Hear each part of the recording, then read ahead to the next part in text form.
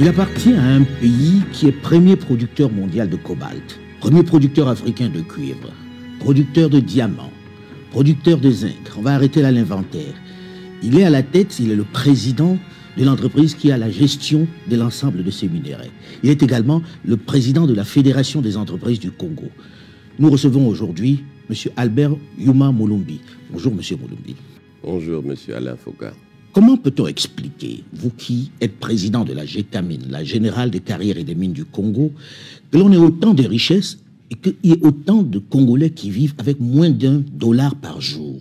Je pense que c'est la conséquence de mauvais choix ou d'orientations qui ont été dictées fin des années 90, début 2000, quand, à la suite, effectivement, de l'environnement politico-social que vous connaissez, l'État congolais a été contraint, sous le conseil de ses partenaires multilatéraux et même bilatéraux, de céder la majorité des actifs miniers à des partenaires étrangers, sous l'espoir que ça générerait des revenus, comme je dis souvent, du lait et du miel pour le peuple congolais. Ce n'est jamais arrivé. On a envie de comprendre. Quand vous dites les partenaires multilatéraux et bilatéraux, c'est eux qui décident que le Congo doit céder ses richesses à d'autres. Qui sont ces partenaires multilatéraux? Fin des années 90, vous connaissiez la situation politique et sécuritaire du pays. L'État était financièrement exsangue et les entreprises minières aussi du pays étaient techniquement à bout de souffle parce que durant les décennies antérieures, l'État actionnaire,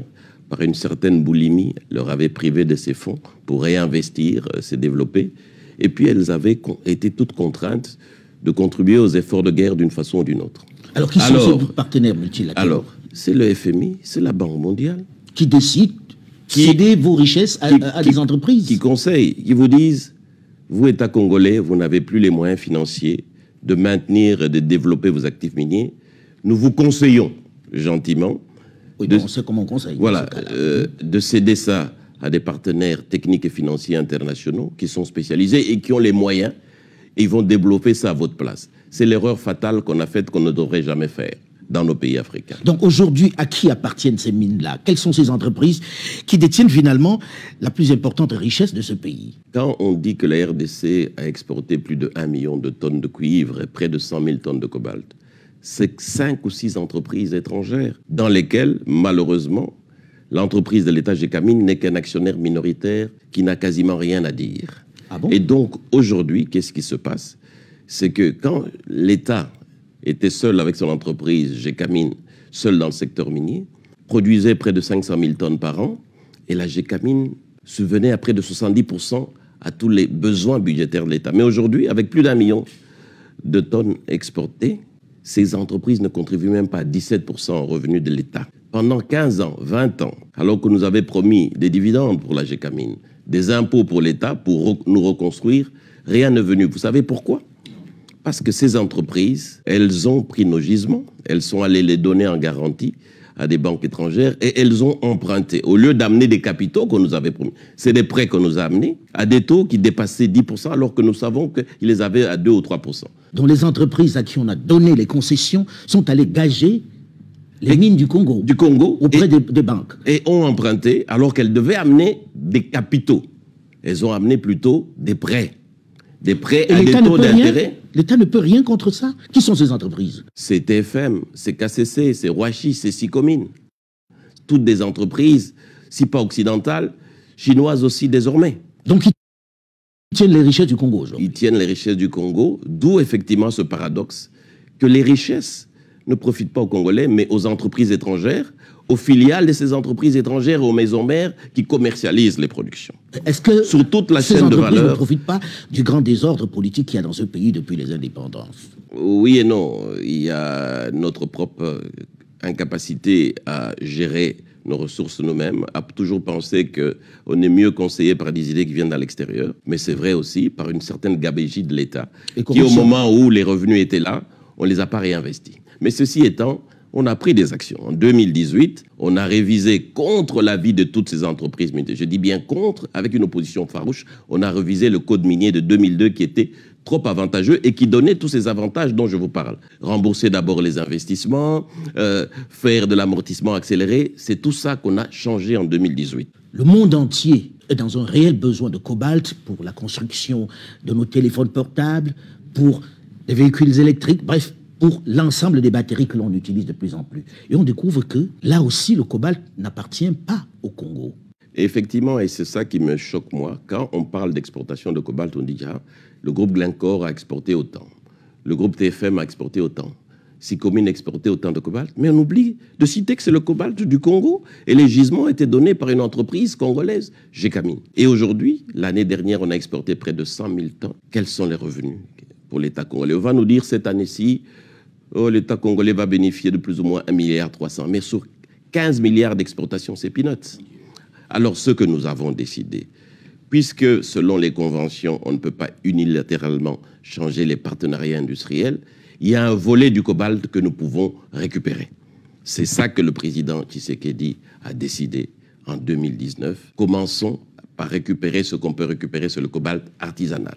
Cobalt artisanal qu'on ne vend pas sur le marché, puisque ce cobalt artisanal utilise les enfants pour travailler, utilise les femmes enceintes, et qu'il y a régulièrement des accidents là-bas. Mais c'est à la suite justement d'un accident en 2019, au moment où il était au Haut-Katanga, que le président Tshisekedi a pris la décision de prendre en main la gestion et de mettre des règles dans le cobalt artisanal, qui représente entre 25 et 30% de tout le cobalt produit et donc exporté. Mais ce cobalt-là est exporté de façon illicite. On l'appelle le cobalt du sang. Non, on l'appelle le cobalt sale ou impropre, parce qu'effectivement, à ce moment-là, et ça a entraîné une mauvaise réputation pour l'État congolais. Il est mort, et les gens travaillent dans des conditions inacceptables. Et ce qui a été décidé en 2019, sur les orientations du président Tshisekedi données au Premier ministre, de travailler avec la Gécamine et son cabinet pour mettre en place une structure qui va maintenant réglementer l'exploitation du cobalt artisanal avec 3 conditions essentielles. Interdiction du travail des enfants, interdiction du travail des femmes enceintes ou des femmes mineures, exigence de préparer le site sur lequel les mineurs artisanaux vont travailler et sécurisation de ces travailleurs artisanaux en leur donnant les équipements de protection. C'est l'objet de la création de l'entreprise générale du cobalt. C'est bien ça l'objet de la création de cette entreprise. Qui possède cette entreprise? Parce que j'ai vu qu'il y avait aussi Trafigura. Est-ce qu'on n'est pas en train de prendre à Paul pour donner à Pierre, finalement? Non, c'est justement, on ne va pas faire la même erreur de ces partenariats industriels sur lesquels je reviendrai peut-être et dont on se plaint. Non. Entreprise générale du cobalt est une filiale à 95% de Gécamine et à 5% du gouvernement à travers le ministère du portefeuille. Trafigura n'est qu'un partenaire financier et commercial. C'est-à-dire que Trafigura nous prête l'argent pour démarrer et structurer les activités et nous le rémunérons pour trouver des clients pour EGC. Mais le vendeur de ce cobalt, ça sera EGC qui décidera parmi les 4 ou 5 clients. Du cobalt. Voilà. Si Trafigura nous présente 4 ou 5 clients, je dis par exemple Tesla, BMW ou Samsung, qui fabrique les véhicules électriques. Voilà. C'est EGC qui dira, je suis d'accord, mais à telle condition. Et le produit de cette exportation reviendra 100% au Congo. C'est ça la grosse différence. Si nous appliquons très bien ce que nous venons de prendre comme mesure sur le cobalt, nous pouvons dégager sur une année 2 à 3 milliards de recettes supplémentaires et on peut faire venir d'autres partenaires pour créer un fonds souverain dès la première année de 5 à 6 milliards. Ce fonds souverain devrait être constitué par une structure indépendante et de personnalités indépendantes, avec des projets qui ont été présentés par le gouvernement, dont des projets d'infrastructure, validés par l'Assemblée nationale pour qu'on ait les moyens nous-mêmes de commencer à financer nos projets d'infrastructure avant d'entendre que ce soit les partenaires multilatéraux qui arrivent. Ils ne développeront jamais notre pays et ils ne financeront pas nos infrastructures. Alors, pour finir sur ce chapitre-là, M. Youma, est-ce que les Congolais doivent se dire, tant pis, il ne nous restera plus que 25% de nos mines, il n'y a plus rien à faire par rapport à toutes ces grandes firmes qui sont arrivées et qui possèdent finalement les richesses du Congo, qui sont propriétaires du Congo, si je prends un raccourci? Non, non, pas du tout. Ce que nous disons, c'est une première étape. Parce que nous avons d'abord voulu régler 2 problèmes majeurs dans le secteur artisanal, qui étaient les conditions de vie et de rémunération de nos concitoyens qui travaillaient dans des conditions misérables. On va les encadrer, mieux les rémunérer, et l'État va mieux maîtriser le flux d'exportation et donc les revenus. Ça, c'est la première. Deuxième partie, à côté de EGC, l'État a mis en place ARECOMS, qui est l'autorité de régulation, qui va veiller à ce qu'effectivement, toutes les entreprises du secteur industriel soient conformes aux règles que nous allons édicter pour produire et exporter. Et à terme, que ce que nous voulons, et je le dis très clairement, se contrôler en tant qu'État congolais le volume produit et exporté, y compris le volume industriel, et déterminer les prix de vente au final sur le marché mondial. Vous êtes élu pour la 6e fois à la tête de la Fédération des entreprises du Congo. 6 fois déjà à la tête de cette structure qui est plutôt particulièrement puissante. On vous voyait partir il y a peu de temps. Certains se disaient qu'il était proche de Joseph Kabila. C'était un très très proche de Joseph Kabila. Maintenant que la politique a changé, il va tomber. Vous avez changé de camp, vous vous êtes rapproché de Félix Tshisekedi. Vous avez traversé, comme on dit ici au Congo, pour rejoindre le camp de l'Union sacrée. Le camp de la FEC, c'est le camp de l'économie nationale. C'est le camp du développement. C'est ça le seul camp de la FEC. Et la FEC est un partenaire privilégié du gouvernement, parfois critique, parfois même sévère, quand les décisions ne vont pas dans le sens de l'économie de ce pays. La FEC est totalement apolitique. Donc la FEC n'a pas à être à gauche ou à droite. La FEC travaille avec le gouvernement en place, mais à condition qu'on règle les 2 goulots d'étranglement majeurs, la réforme fiscale et la réforme du secteur judiciaire. On a pensé à un certain moment donné que, vu votre proximité avec Joseph Kabila, vous aurez du mal à travailler avec ceux qui arrivent et que peut-être que vous êtes allé à la soupe, comme certains disent. Est-ce que Albert Youma aujourd'hui est à l'Union sacrée?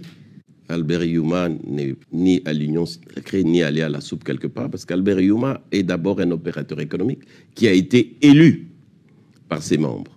Donc le président de la FEC n'est pas nommé, ni par... On connaît les conditions qu'il y a eu dans les élections cette année. Il y a eu quelqu'un d'autre qui a failli prendre votre place, et puis il y a eu une intervention de la justice pour qu'on vous rétablisse. Ça veut dire qu'il y a quand même des jeux politiques. Non, il n'y a eu aucun jeu politique. Il n'y a eu qu'une seule élection, le 26 novembre, qui avait réélu Albert Youma. Tout le reste, c'était de la mascarade. Et la justice n'a fait que rentrer dans le droit de l'élection qui avait eu lieu le 26 novembre. La FEC doit travailler avec le gouvernement. Aujourd'hui, c'est le président Tshisekedi qui est chef de l'État. Nous sommes là pour l'aider à prendre les bonnes décisions pour le développement économique et donc pour la population, mais en étant toujours très, très vigilant sur les politiques économiques qui sont prises par le gouvernement. Alors la FEC est particulièrement puissante dans ce pays. Rien ne se passe sans l'intervention de la Fédération des entreprises du Congo. Est-ce qu'il la rend si puissante en réalité? D'où tient-elle sa force? Monsieur Alain Foucault, vous venez de la France. Le MEDEF est tout aussi important dans la gestion de l'écosystème français. Il est normal qu'un gouvernement, quel qu'il soit proche du monde des affaires, parce que nous sommes installés sur l'ensemble des 26 provinces du pays. La FEC est représentée. Nous sommes au plus proche des populations. Nous connaissons les priorités et les besoins de développement de nos populations. Et quelque part, quand le gouvernement nous écoute, c'est que nous sommes son conseiller. Quand il ne nous écoute pas, nous sommes obligés de lui dire « Attention, telle direction n'est pas bonne », pour le développement de l'économie, parce que cette population qui est constituée de consommateurs pour nous, mais c'est vos électeurs également. Donc il faut prendre les bonnes décisions pour que le secteur privé vous aide à créer la croissance et la richesse sur laquelle vous, État, vous pouvez prélever pour faire vos actions de développement. Alors on parle du Grand Congo. Le Grand Congo qui a la taille d'un continent, qui est même plus grand que l'Union européenne. Comment peut-on penser industrialisation dans ce pays sans énergie, alors que le potentiel est encore là, encore le potentiel, mais non exploité? Que fait la FEC pour qu'enfin peut-être existe Inga, qui est un peu l'Arlésienne, le barrage? Oui, Inga se fera bien sûr un jour, mais je crois que ce pays peut se développer par d'autres sources d'énergie. Et c'est pourquoi la FEC milite, c'est pour les partenariats publics-privés dans le développement des infrastructures énergétiques. C'est ça qui permettra d'aller beaucoup plus vite pour avoir une industrialisation. Mais avant d'arriver à l'industrialisation en passant par l'électricité, il faut avoir les moyens. Ce n'est pas le FMI ou la Banque mondiale ou la BAD qui donneront les moyens à la RDC. C'est en partant des ressources minières, et notamment de ce cobalt qu'ils ont maîtrisé pour créer un fonds souverain que j'appelle de mes voeux. Dernière question, est-ce qu'avec le désordre politique qui règne dans ce pays, avec cette instabilité, c'est envisageable, ce type de projet? Est-ce qu'on n'est pas condamné avec des politiques qui sont très très instables dans ce pays?